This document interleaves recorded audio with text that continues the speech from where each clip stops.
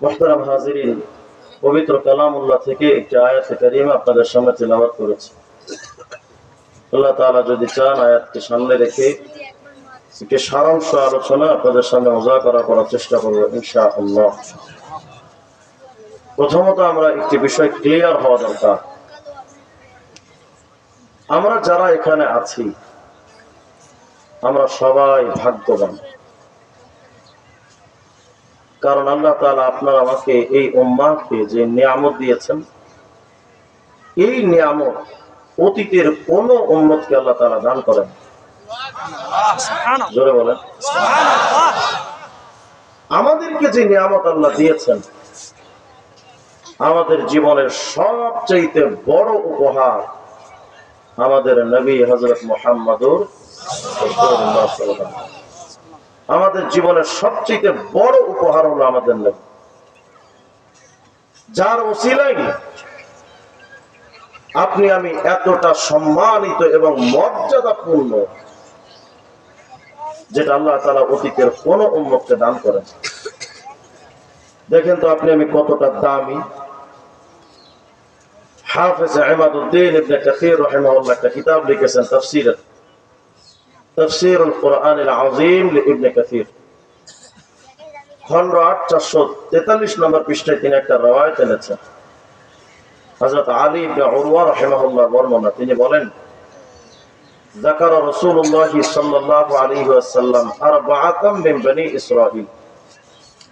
হুজুর আরবি আলাইহিস সালাম একদিন সাহাবায়ে কেরামকে নিয়ে এরকম বসে তিনি ওয়াজ করতেছিলেন সাহাবীদেরকে নিয়ে। তো বয়ানের এক পর্যায়ে হুজুর বললেন, সাহাবীরা, আগের যুগের উম্মতরা কত বেশি আমল করছে তোমরা জানো? আগের যুগের উম্মতেরা এত বেশি আমল করছে। 4 জন মানুষের জীবন আমলি জীবন সম্পর্কে নবী কথা বলতে গিয়ে বললেন যে ওই 4 জনের জীবনে এত আমল ছিল যে তারা আবাদুল্লাহ 80 আমা, ওই 4 জন মানুষ এত বেশি আমল করেছে যে একবার টানা 80 বছর যাবত টানা তারা আল্লাহর ইবাদত করেছে। আসতে বলেন সুবহানাল্লাহ। কত বছর? 80 বছর শুধু আমল করেছে। এই 80 বছরের ভেতরে লাম ইয়াসুহু তারফাতা আইন, 1 সেকেন্ডের জন্য তারা আল্লাহ পাকের নাফরমানি করে, শুধু আমলই করে গেছে। আচ্ছা কল্পনা করেন তো, যেই লোকটা 80 বছর টানা ইবাদত করলেন, তার আমলি জিন্দেগি কত বিস্তৃত। শুধু তাই নয়, আল্লামা জালালউদ্দিন সুয়ুতী রাহমাতুল্লাহ আলাইহি একটা কিতাব লিখেছেন, তাফসীরের আদ-দুররুল মানথুর। এটার খন্ড 15 335 নম্বর পৃষ্ঠা আরেকটা রওয়ায়াত এনেছেন তিনি। আল্লাহ রাসূল সাল্লাল্লাহু আলাইহি ওয়াসাল্লাম বলেন, কানা ফি বনি ইসরাঈল রাজুলুন, বনি ইসরাইলের ভেতরে একজন লোক ছিল। সে কত আমল করত সাহাবীরা জানো?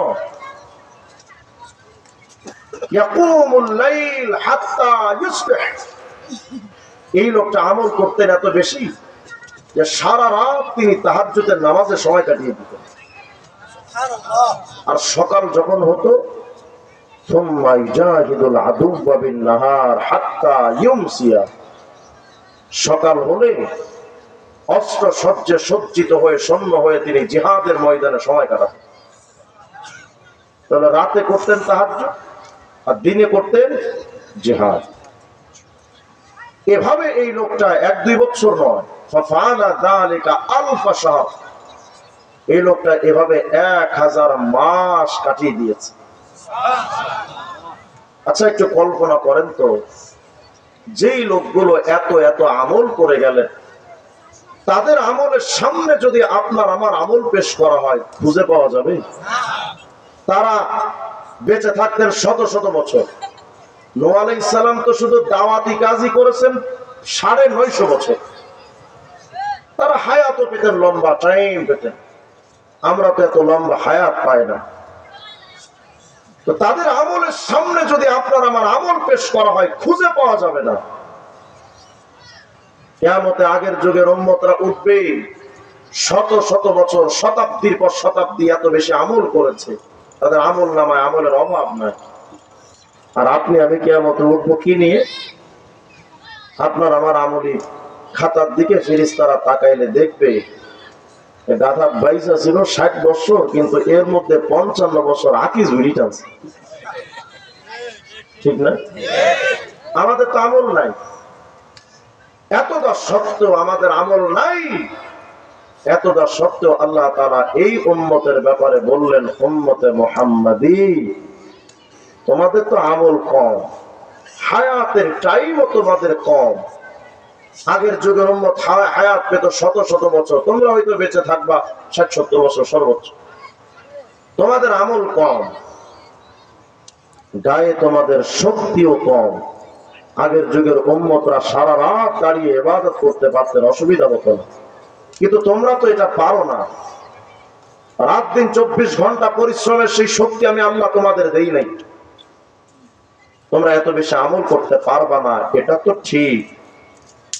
সূরা আলে ইমরান 110 নং আয়াতে আল্লাহ বলেন, শোনো তোমাদের আমল তো কম, কিন্তু এতটা সত্ত্বেও আমি আল্লাহর কাছে কুনতুম খায়রা উম্মাহ, অতীতের সকল উম্মতের চাইতে তোমাদের মর্যাদা আমি আল্লাহর কাছে সবচাইতে বেশি। সহিহ বুখারী 6887 নম্বর হাদিস। আল্লাহ রাসূল আলাইহিস সালাম বলেন, উম্মত নিজেদেরকে চিনো না? নাহনুল আখিরুন, আমরা তো দুনিয়াতে এসেছি সবার পরে। আস-সাবিকুনা ইয়াউমাল কিয়ামাহ, কিন্তু কিয়ামতের ময়দানে আমরা যখন জান্নাতে যাবে, উম্মতেরা সমস্ত মানুষ যখন জান্নাতের দিকে মুখ করবে, হুজুর বললেন দেখো ওই কিয়ামতের ময়দানে আমার উম্মত যদিও এসেছে দুনিয়াতে সবার পরে, কিন্তু আল্লাহর জান্নাতে যাবে সবার আগে। আচ্ছা, আপনি আমি এই যে দাম বা সম্মান মর্যাদা পেয়েছি অনেক আমল করি, এর জন্যই তো নাকি? আমলের জন্য? কিসের জন্য? হ্যাঁ মাশাআল্লাহ, শুধুমাত্র নবীর জন্য, যে আমাদেরকে আল্লাহ এমন একটা উপহার দিয়েছেন। আমার নবীর চাইতে দামি তো কিছুই হতে পারে না। আমার নবীর চাইতে এই আসমানটাও বড় না, আমার নবীর চাইতে জমিনটাও দামি না, আমার নবীর চাইতে সমুদ্রও দামি না। এই চাঁদ, এই সূর্য, এই গ্যালাক্সি, অ্যান্ড্রোমিডা, ইকারাস, নক্ষত্রপুঞ্জ, কালপুরুষ, নিহারিকা, মিল্কি গ্যালাক্সি, পৃথিবীর মহাকাশের ভেতরে এমন কোন সৃষ্টি নাই পুরা সৃষ্টি জগতে আমার নবীর চাইতে দামি। আরশে আজিম আমার নবীর চাইতে দামি না। আরো জোরে কর সুবহানাল্লাহ। আচ্ছা কল্পনা করেন তো, যে নবী এতটা দামি, যার ওসিলায় আপনি আমি এতটা সম্মান পেলাম, যার ওসিলায় আপনি আমি এতটা কদর দামি পেলাম, আহারে উম্মতে মুহাম্মাদি, যেই নবীর জন্য তোমার অস্তিত্ব, যেই নবীর জন্য তোমার ইজ্জতের ব্যাপকতা, সেই নবীর জন্য তো আপনি আমি বিন্দু পরিমাণ ওই নবীকে দাম দিলাম না, ওই নবীকে কদর করলাম না। মুসলমানের চেহারার দিকে তাকাইলে মাথা থেকে পা পর্যন্ত মুসলিমের শরীরে নবীদের আদর্শ সুন্নাত খুঁজে পাওয়া যায় না। এরা এখন নবীর মতো টুপি মাথায় দেয় না, চুল কাটে মেসিয়ান নেইমারের মতো, দাড়ি রাখে বিধর্মী বিজাতীয়দের কালচারে, শরীরে পোশাক লাগাচ্ছে বলিউড টলিউডের নায়ক নায়িকাদের মতো, ও আওয়ামী লীগ করে বঙ্গবন্ধুর মতো শরীরে কোট লাগাইতে পারে। উম্মতে মুহাম্মাদি হয়ে নবীজির সুন্নতি পোশাক তার শরীরের মধ্যে সে লাগাতে জানে না, তার কথাবার্তার মধ্যে নবীর সুন্নাহ নাই, তার আচরণে নবীর আদর্শ নাই, তার ব্যবসা বাণিজ্যে নবীর আদর্শ নাই। আমাদের ব্যবসা বাণিজ্যের ক্ষেত্রে বিষয়টা দেখবেন খেয়াল করে, হুজুরের আদর্শ তো ছিল আত-তাজিরুস সাদুকুল আমিন মা'আন নাবিয়্যিন ওয়াস-সিদ্দীকিন ওয়াশ-শুহাদা ওয়াস-সালিহিন। উম্মতের ব্যবসা বাণিজ্য যদি এমন হয় যে সে তার ব্যবসা বাণিজ্যে সৎ ছিল, সে তার ব্যবসা বাণিজ্যে কোনোদিন মানুষকে ধোঁকা দেয় নাই, প্রতারণা করে নাই, ওজনে কম দেয় নাই, মানুষকে ভেজাল পণ্য দেয় নাই, এমন আদর্শবান কোন ব্যবসায়ী যদি হয়, হুজুর বলেন কিয়ামতের ময়দানে ওই লোকটা জান্নাতে যাবে। একলা একলা না, সে নবীদের সাথে জান্নাতে যাবে, সে সিদ্দিকীনদের সাথে জান্নাতে যাবে, শহীদদের সাথে জান্নাতে যাবে, নেককারদের সাথে জান্নাতে যাবে। বুঝাতে চাচ্ছে নবীজির উচিত আদর্শটা ছিল উম্মতে মুহাম্মাদীর ব্যবসা বাণিজ্য হবে সততার সাথে। আফসোসের সাথে বলতে হয় আজ এই আদর্শটা হিন্দুরা নিয়ে নিয়েছে। দেখবেন খবর নিয়ে আপনাদের এই অঞ্চলে যে সমস্ত দোকানদার আছে, কোন হিন্দু তার খরিদ্দারদেরকে ঠকায় না, কোন হিন্দু তার খরিদ্দারদের ওজনে কম দেয় না, কোন হিন্দু তার খরিদ্দারদের ওজনে মাল সামানে ভেজাল পণ্য দেয় না। কিন্তু আফসোসের সাথে বলতে হয় মুসলিম উম্মাহ যে নবীর আদর্শ নিয়ে তার বাঁচা উচিত ছিল, সে তার ব্যবসা বাণিজ্যে জনগণকে ধোঁকা দিচ্ছে, প্রতারণার আশ্রয় নিচ্ছে, ওজনে কম দিচ্ছে, পণ্যে ভেজাল দিচ্ছে। এমন কোন অপরাধ নাই যেই অপরাধটা আমি করছি না। আমি বোঝাতে চাচ্ছি নবীজির জন্য আমাদের অস্তিত্ব ছিল, এতটা দামি ছিলাম নবীর জন্য। সেই নবীর উম্মত হয়ে ব্যক্তি জীবনে নবীর আদর্শ মানলাম না, নবীকে মডেল হিসেবে মানলাম না। আমাদের মডেল হয়েছে এখন ওয়েস্টার্ন কালচার, পাশ্চাত্য সভ্যতাকে আমরা নিজেদের মডেল বানিয়ে নিয়েছি। আমাদের বাংলাদেশের রাষ্ট্রপ্রধান যখন যারা আসে, তারা আমার রাসূলের আদর্শ নিয়ে রাষ্ট্র পরিচালনা করতে স্বাচ্ছন্দ্য বোধ করে না। কেউ বা লাল কুত্তার আমেরিকা, আর কেউ বা গরুর মুখ খাওয়া ইন্ডিয়া। এছাড়া আমরা কপালে কিছুই পেলাম না। 54টা বছর তারা আমাদেরকে এই দিয়েছে। ব্যক্তি জীবনে আমরা নবী মানি না, পারিবারিক জীবনে নবী মানি না, সামাজিক জীবনে তো আমাদের সমাজপতি, আমাদের নেতারা ইসলাম অনুযায়ী নবীর আদর্শ অনুযায়ী তাদের সমাজটা চালায় না। দেখবেন আমাদের সমাজে উচিত ছিল প্রত্যেকটা নেতা মুহাম্মদ রাসূলুল্লাহর ঈমানে উজ্জীবিত হয়ে হুজুরের সুন্নাত তরিকায় এসে বিচার সালিশ করবে, প্রত্যেকটা বিষয়কে সমাধান করবে। কিন্তু আমরা হতাশার সাথে দেখতে পাই আমাদের সমাজ যারা সমাজপতি, যারা এই এলাকার সমাজের নেতৃত্ব দিচ্ছেন, যারা সমাজের প্রতিনিধি, তারা যখন বিচার সালিশ করতে যায়, 7টা খুন করে কোন খুনির যদি সামনে এসে টেবিলের নিচ দিয়ে টাকার 2টা বান্ডেল দেয়, তো বিচারটা ঘুরে যায়। আমাদের সমাজের নেতারা ইসলাম অনুযায়ী হুজুরের আদর্শ অনুযায়ী বিচার সালিশটা করে না। বুঝাতে চাচ্ছি ব্যক্তি জীবনে নবী মানি না, পারিবারিক জীবনে নবী মানি না, সামাজিক জীবনে নবী মানি না। আর রাষ্ট্রীয় জীবনে 71-এর স্বাধীনতার পর 72-এর যে সংবিধান আমাদের উপরে চাপিয়ে দেওয়া হয়েছে, 92% মুসলমানের বাংলার জমিনের সংবিধান তো হওয়ার দরকার ছিল, ইসলামের রাসূলের আদর্শ অনুযায়ী সংবিধান তৈরি হবে। কিন্তু কপাল ফাটা উম্মতে মুহাম্মাদী মুসলিম জাতি, এই বাঙালি আজ পর্যন্ত 54 বছরে নবীর আদর্শ তারা রাষ্ট্রীয় ভাবে পায়নি। আমাদের রাষ্ট্রীয় ভাবে আমাদের উপরে চাপিয়ে দেওয়া হয়েছে গণতন্ত্র, সমাজতন্ত্র, জাতীয়তাবাদ, ধর্মনিরপেক্ষ মতবাদের মতো 4টা কুফরি তন্ত্র এই জাতির উপরে চাপিয়ে দেওয়া হয়েছে। অথচ উচিত ছিল আমার ইসলাম তো পরিপূর্ণ ধর্ম, আমার ইসলামে যেমন ব্যক্তি জীবনের আদর্শ আছে, পরিবার কেমনে চালাতে হবে তার থিওরি গুলো ইসলামে আছে, সমাজ কিভাবে চালাতে হবে তার আইন কানুন তো ইসলামে আছে, রাষ্ট্র কিভাবে চলবে, আদালত কেমনে চলবে, অর্থনীতি কেমনে চলবে, সব প্রত্যেকটা বিষয় তো ইসলামে পরিপূর্ণ এসেছে। এজন্যই তো আল্লাহ ইসলামকে পরিপূর্ণ ধর্ম হিসেবে আখ্যায়িত করেছেন। তাহলে আমার জানতে ইচ্ছে করে যে ইসলামটা পরিপূর্ণ, সেই ইসলামটা আমাদের বাংলাদেশের সংবিধানে দেওয়া হলো না। আমাদের সংবিধানে চাপিয়ে দেওয়া হয়েছে আমাদের উপরে গণতন্ত্র, সমাজতন্ত্র, জাতীয়তাবাদ, ধর্মনিরপেক্ষ মতবাদের মতো 4টা কুফরি তন্ত্র আমাদের উপরে চাপিয়ে দিয়ে সর্বপ্রথম এই মুসলিম জাতি, বাঙালি জাতির সাথে গাদ্দারি করেছে বঙ্গবন্ধু শেখ মুজিবুর রহমান। যদি সে সত্যিকার অর্থে মুসলিম মিল্লার অনুসারী হতো, তাহলে ইন্ডিয়াকে খুশি করতে গিয়ে কখনো মুসলিমদের ধর্মীয় অনুভূতিতে আঘাত করে ইসলাম শব্দটাকে বাদ দিয়ে গণতন্ত্র, সমাজতন্ত্র, জাতীয়তাবাদ, ধর্মনিরপেক্ষ মতবাদ এটা মুসলিম জাতির উপরে চাপিয়ে দিত না। সে দৃঢ় কণ্ঠে বলতো আমি মুসলিম, ইসলাম ছাড়া আমি গণতন্ত্র বুঝি না, সমাজতন্ত্র বুঝি না, মানব প্রচলিত তন্ত্র বাঙালি জাতির উপরে চাপিয়ে দিতে পারি না। কিন্তু সেটাই চাপিয়ে দেওয়া হচ্ছে।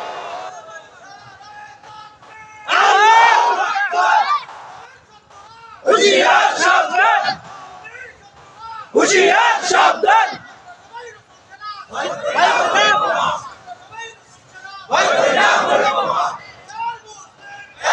আমরা সবাই ইসলামকে ফলো করছি না, আমাদের ব্যক্তি জীবনে নবী নাই, পারিবারিক জীবনে নবী নাই, সামাজিক জীবনে রাসূলের আদর্শ নাই, রাষ্ট্রীয় জীবনে তো 54 বছর ধরে ইসলামকে আমরা মানার সুযোগ পেলাম না।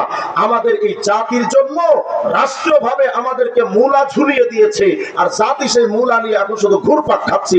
আমরা তো বড় স্বাচ্ছন্দ্য। হুজুর জানেন আপনি যে সংবিধান তৈরি হয়েছে হুজুর, ওই সংবিধানের শুরুতে কি চমৎকার করে লেখা, বিসমিল্লাহির রহমানির রহিম, পরম করুণাময় অসীম দয়ালু আল্লাহর নামে শুরু করছি। কি শুরু করলো? পরম করুণাময় আল্লাহর নামে। সুদের আইন বৈধ। আসতে বলেন মদের আইন বৈধ, টাঙ্গাইলের পতিতালায় বৈধ। সুস্পষ্ট বক্তব্য হলো আল্লাহর নাম নিয়ে শুরু করে সংবিধানে যারা সুদকে বৈধ করেছে, যারা আমার বাংলাদেশের পতিতালায় বৈধ করেছে, মাদককে যারা বৈধ করেছে, তারা আর চাই কিছু হোক না কেন মুসলমানের জাত নয়।